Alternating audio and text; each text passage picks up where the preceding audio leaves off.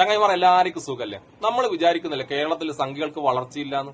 വളരെ ചെറുതായിട്ടെങ്കിലും സംഖ്യകൾ വളരുന്നുണ്ട്. അതിന് ഏറ്റവും കൂടുതൽ വളം വെക്കുന്നത് കുറച്ച് കൃസംഖി അച്ഛന്മാരാണ്. നല്ല കാര്യങ്ങൾ മാത്രം പറയേണ്ട സദസ്സുകൾ പോയിട്ട് കുറെ അപരമത വിദ്വേഷവും വർഗീയതയും മാത്രം വിളമ്പുന്ന കുറച്ച് കൃസംഖി അച്ഛന്മാരുണ്ട്. അവര് വിടുപണിയെടുക്കുന്നത് സംഖ്യകൾക്ക് വേണ്ടിയിട്ടാണ്. ആ സംഖ്യകൾ ക്രിസ്ത്യാനികൾക്കെതിരെ ചെയ്ത ക്രൂരതകളൊന്നും ഈ ക്രിസംഖി അച്ഛന്മാർ പറയില്ല. ഞാൻ ആദ്യം അത്തരം 2 ക്രിസംഖി അച്ഛന്മാരുടെ അല്പത്തരം വിളമ്പുന്ന വീഡിയോ കാണിച്ചു തരാം. അതിനുശേഷം ആ ക്രിസംഖി അച്ഛന്മാർ എത്രമാത്രം കള്ളത്തരവും വർഗീയതയും വിഡ്ഢിത്തരങ്ങളുമാണ് കേരളത്തിലെ ക്രിസ്ത്യൻ സമുദായത്തോട് പറയുന്നതെന്നും കൂടി ഞാൻ കാണിച്ചു തരാം. അവരുടെ വർത്താനങ്ങൾ ഞാൻ പൊളിച്ച് കയ്യിത്തരാം. ആദ്യം തന്നെ ഞാൻ കാണിച്ചിരുന്നത് ഏറ്റവും അപകടകാരിയായ ഒരു അച്ഛന്റെ വീഡിയോ ട്ടാ. നമുക്ക് ആദ്യം അത് കേൾക്കാം. വാ. ഇവിടുത്തെ ബഹുഭൂരിപക്ഷം വരുന്ന ക്രൈസ്തവരും ഹിന്ദുക്കളുമായിട്ടുള്ള ഈ നാട്ടിലെ മനുഷ്യർ ഇവർ ചിന്തിക്കുന്നത് പോലെ ചിന്തിച്ചാലോ?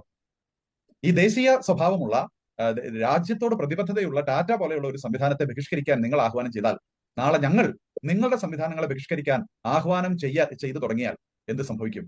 എന്താണ് ഇവിടെ സംഭവിക്കുക? ഇവിടെ മുസ്ലിം സമുദായം മാത്രം മുസ്ലിങ്ങളുടെ കടകളിൽ നിന്ന് സാധനം മേടിച്ചാൽ മതിയോ? ഒരു ചോദ്യമാണ്. അതിനോട് ചേർത്ത് വെച്ചിട്ട് ഒരു കാര്യം കൂടെ പറയാം. ഇവിടെ രാഷ്ട്രീയ സംവിധാനങ്ങൾ വളരെ അന്ധമായി ഇത്തരം രാജ്യവിരുദ്ധ പ്രവണതകളെ പ്രോത്സാഹിപ്പിക്കുന്നത് അങ്ങേയറ്റം ഖേദകരമാണ്. ഒരു ഉദാഹരണം പറഞ്ഞാൽ, ഇവിടെ പണ്ടെന്നോ ബീഫ് ആയിട്ട് ബന്ധപ്പെട്ട് ബീഫ് ഫെസ്റ്റിവൽ സംഘടിപ്പിച്ചു. ബീഫ് ഫെസ്റ്റ് എന്തായിരുന്നു അതിന് കാരണം? അതായത് RSSകാര് അല്ലെങ്കിൽ BJP സംവിധാനങ്ങൾ പശു ഇറച്ചി കഴിക്കുന്നത് തെറ്റാണെന്ന് പറഞ്ഞു. പശു ഇറച്ചി കഴിക്കുന്നത് തെറ്റാണ് എന്ന് പറഞ്ഞു. അതുകൊണ്ട് ഇവിടെയുള്ള ഇടതുപക്ഷ ചിന്താഗതിയുള്ള വിഡ്ഢി കുഷ്മാണ്ഡങ്ങൾ എന്ന് വിളിക്കാവുന്ന കുറെ ആളുകൾ, അതിൽ കുറെ ആളുകൾ എന്ത് ചെയ്തു? ബീഫ് ഫെസ്റ്റിവൽ സംഘടിപ്പിച്ചു. ഞാനൊന്ന് ചോദിക്കട്ടെ, ഒരു ഹൈന്ദവ തീവ്ര സ്വഭാവമുള്ള ചില വിഭാഗങ്ങൾ ഒരു ഭക്ഷണം അത് കഴിക്കാൻ പാടില്ല, അത് കഴിക്കുന്നവരെ ഞങ്ങൾ ആക്രമിക്കും എന്ന് പറയുന്ന അതേ ശൈലി തന്നെയാണ് മറുവശത്ത് ഇവിടെ ഇസ്ലാമിക ആചാര അനുഷ്ഠാനങ്ങളിൽ രൂപപ്പെടുന്ന ഭക്ഷണമേ ഞങ്ങൾ കഴിക്കൂ, മറ്റുള്ളവരും അത് കഴിച്ചാൽ മതി എന്ന് പറയുന്നത്.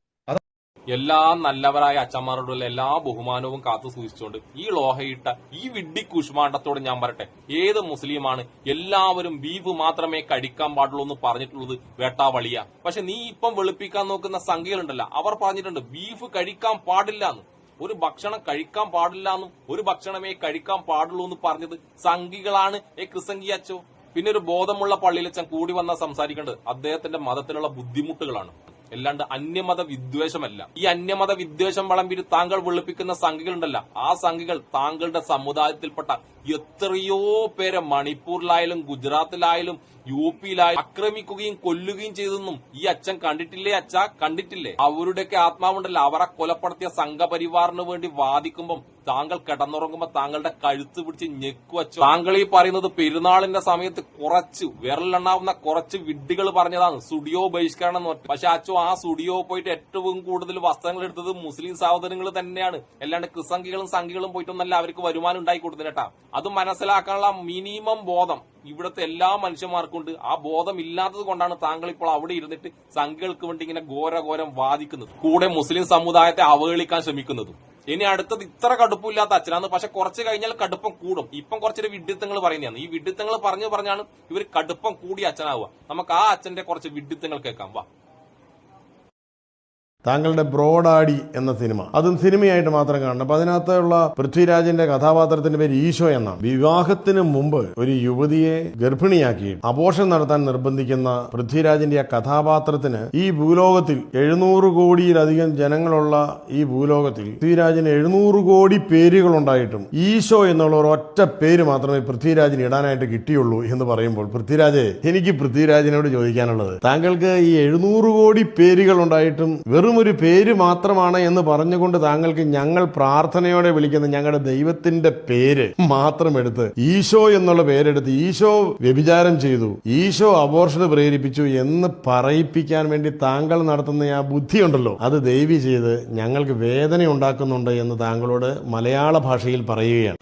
ബഹുമാനപ്പെട്ട ലോഹയിട്ട സഹോദര, താങ്കളുടെ ഈ കുരുട്ട് ബുദ്ധിയുണ്ടല്ലോ, പുറംലോകം കാണിക്കല്ലേ. പുറംലോകത്ത് ഇനിയും താങ്കൾ വന്നു കഴിഞ്ഞാൽ നല്ലവരായ ക്രിസ്ത്യാനികൾക്ക് അപമാനമാണ് താങ്കൾ. ലോഹയിട്ട സഹോദര, സിനിമയിൽ വില്ലന്മാരുടെ പേര് എന്തൊക്കെ ഇടുന്നുണ്ടെന്നറിയാം. ഹിന്ദുമത വിശ്വാസികളുടെ ദൈവങ്ങളുടെ പേരിട്ട വില്ലന്മാരുടെ ഒക്കെ സിനിമ എത്രയുണ്ട് സഹോദര, എത്രയുണ്ട്. ഇതൊക്കെ കേൾക്കുമ്പോണ്ടല്ലോ ആ സംഖ്യകൾ കൂട്ടമായി വന്നിട്ട് അതിനു വേണ്ടിട്ട് വാദിക്കാൻ തുടങ്ങും. നിങ്ങളൊക്കെ അതിനു വേണ്ടിയുള്ള വിത്ത് പാകുകയാണ്. പിന്നെ മുസ്ലിങ്ങൾ ആരാധിക്കുന്ന മുഹമ്മദ് എന്നുള്ള നാമധേയമുള്ള എത്ര വില്ലൻ കഥാപാത്രങ്ങൾ മലയാള സിനിമയിൽ ഉണ്ടായിട്ടുണ്ട്. എന്നിട്ട് അവരെപ്പോഴെങ്കിലും വന്നിട്ട് അതിനെതിരെ പോരാടിയിട്ടുണ്ട്. അതൊക്കെ ഒരു നാണക്കേടുള്ളൂ. വിവരമുള്ളവർ ചെയ്യും. അതൊക്കെ സ്വന്തം സമുദായത്തെയും സ്വന്തം വിശ്വാസികളെയും ഇങ്ങനെ അപമാനിക്കുക, ആൾക്കാരുടെ മുന്നിൽ അപമാനിക്കുന്ന സംഭവമല്ലേ നീയൊക്കെ ചെയ്യുന്നത്. പിന്നെ താങ്കളുടെ സ്വന്തം സമുദായത്തെ അപമാനിച്ചുകൊണ്ട് സുഖിപ്പിക്കുന്ന സംഘപരിവാറിന്റെ ചരിത്രം മാത്രമല്ല ഇപ്പൊ അവരുടെ ഉദ്ദേശം എന്താണെന്നുള്ള കാര്യം ഞാൻ നിങ്ങൾക്ക് വ്യക്തമാക്കി തരാം. ഈ വീഡിയോ കണ്ട വിവരമുള്ളവർക്ക് മനസ്സിലാവും, വിവരമില്ലാത്തവർക്ക് എത്ര പറഞ്ഞാലും അത് മനസ്സിലാവില്ല. നമുക്ക് ആ വീഡിയോ കാണാം. 1999 ജനുവരി 21 രാത്രിയാണ് ലോകത്തെ ഞെട്ടിച്ച സംഭവം നടന്നത്. ഒഡീഷയിലെ ആദിവാസികളടക്കം പിന്നാക്ക വിഭാഗങ്ങളുടെ ഉന്നമനത്തിനായി പ്രവർത്തിച്ച ഗ്രഹാം സ്റ്റെയിൻസിനെയും മക്കളായ 10ഉം 6ഉം വയസ്സുള്ള ഫിലിപ്പിനെയും തിമോത്തിയെയും വാഹനമാക്രമിച്ച് ബജ്രംഗ് ദൾ പ്രവർത്തകർ ചുട്ടുകൊല്ലുകയായിരുന്നു. ബജ്രംഗ് ദൾ നേതാക്കളായ ദാരാസിംഗും മഹേന്ദ്ര ഹെബ്രാമും അടക്കം 52 പേർ അറസ്റ്റിലായി. കേസ് CBI ഏറ്റെടുത്തെങ്കിലും ഒറ്റയ്ക്കും കൂട്ടായുമൊക്കെ പ്രതിപട്ടികയിൽ നിന്ന് ആളുകൾ ഒഴിവാകുന്നതാണ് കണ്ടത്. BJP അധികാരത്തിലേറിയതിനു പിന്നാലെ പ്രധാന പ്രതികളെ വിട്ടയക്കാനുള്ള നീക്കങ്ങൾ തുടങ്ങി. അങ്ങനെയാണ് നല്ല നടപ്പിന്റെ പേരിലെ ജയിൽ റിപ്പോർട്ടിന്റെ അടിസ്ഥാനത്തിൽ ഹെബ്രാം പുറത്തിറങ്ങിയത്. മാലയിട്ടാണ് ഹെബ്രാമിനെ ജയിലധികൃതർ വിട്ടയച്ചത്. പുറത്തിറങ്ങിയ ഹെബ്രാമിനെ ബജ്രംഗ് ദൾ അടക്കം പാർട്ടികൾ സ്വീകരിച്ചു. മുഖ്യപ്രതിയായ ദാരാസിംഗിനെ വിട്ടയക്കാൻ ഇപ്പോഴത്തെ മുഖ്യമന്ത്രി മോഹൻ ചരൺ മാജി MLA ആയിരുന്ന കാലം മുതലേ ശ്രമം തുടങ്ങിയിരുന്നു. അതുകൊണ്ട് ദാരാസിംഗിന്റെ മോചനവും വൈകിയേക്കില്ല. പ്രതികളെ മോചിപ്പിച്ച BJP സർക്കാരിന്റെ നടപടിയിൽ ക്രൈസ്തവ സഭകൾക്ക് കടുത്ത അമർഷമുണ്ട്.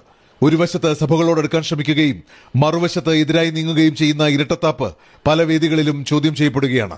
ഒരുപാട് നല്ല ക്രിസ്ത്യാനികൾ സംഘപരിവാറിന്റെ വർഗീയ പരിപാടിയെ ചോദ്യം ചെയ്യുമ്പോൾ നിങ്ങളെപ്പോലെ ലോഹിയിട്ട് വരുന്ന കുറച്ച് കൂഷ്മാണ്ടങ്ങൾ സംഘപരിവാറിനെ വെളുപ്പിക്കാൻ വരുന്നത് കാണുമ്പോഴല്ല ആ നല്ലവരായ ക്രിസ്ത്യാനികൾ തന്നെ നിങ്ങളുടെയൊക്കെ മുഖത്ത് കല്ലെടുത്തെറിയച്ചോ.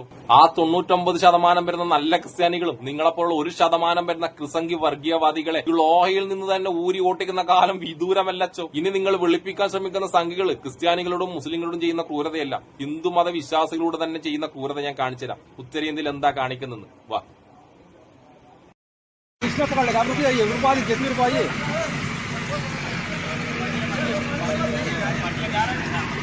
अबे यार हैंडपंप तो है. अच्छा मट्टी डलवा दीजिए.